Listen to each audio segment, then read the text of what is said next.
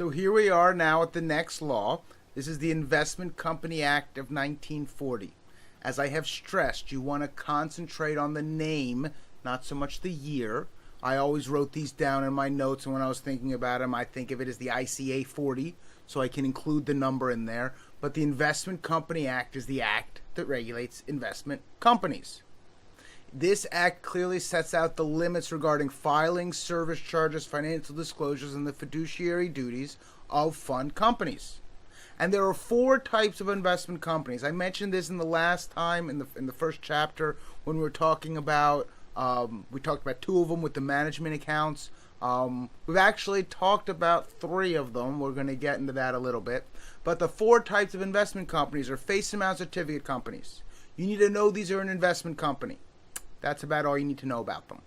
Unit investment trusts. You know a little bit more about these, but not a lot more.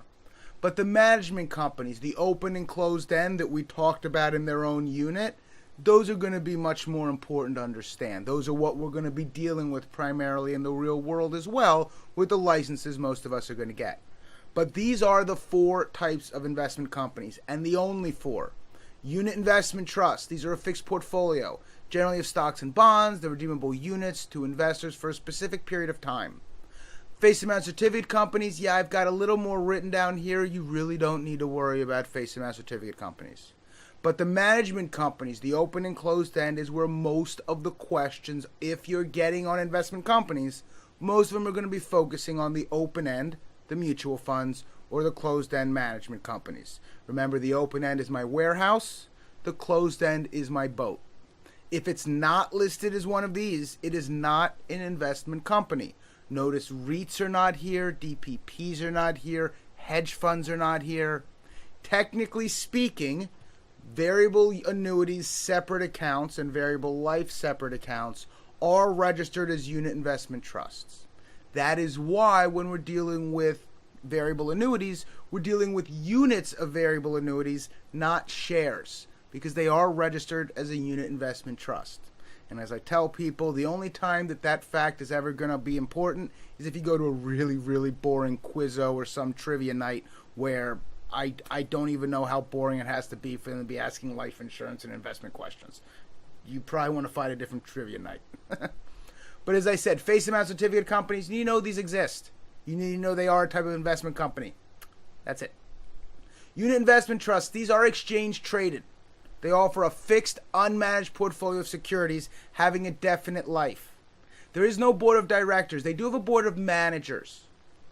It's created for a fixed length of time. It is a fixed portfolio. Securities in its portfolio will not be sold or increased except in very limited situations.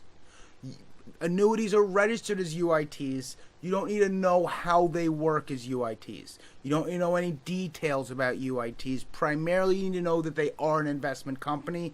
You might see the board of managers question. You might see the fixed length of time thing. Unlikely. Mostly, if you see anything on investment companies, you need to know that unit investment trusts and face amount certificates are types of investment companies, but most of what you need to know are the open and closed end that we have discussed in Chapter 1. I found someone to speak to our associates about inflation. His fee is $5,000. Now it's $7,500. Now it's $10,000. Now it's $12,500.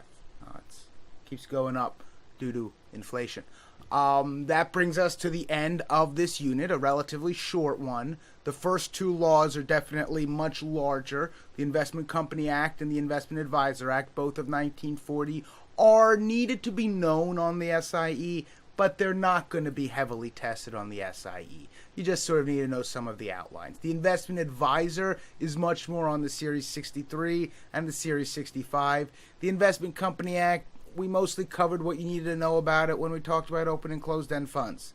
Seriously, you just want to concentrate on them. If you've got questions, go back and review from Chapter 1 on that. Go and look back at that. Make sure you do understand how open and closed-end funds work. Hope you enjoyed this unit, and I'll see you again shortly.